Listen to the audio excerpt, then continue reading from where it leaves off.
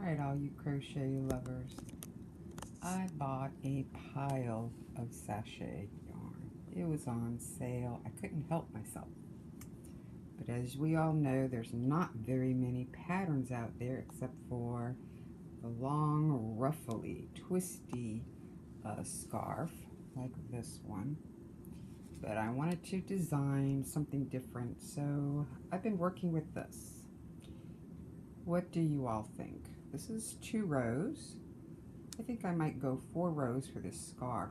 This is the front, and this is what the back will look like. The back will be all crocheted. So this is done with Sashay Sparkle. What do you all think? I've never done a tutorial. I love to crochet. And leave your comment. What you think? Should I do a tutorial or not?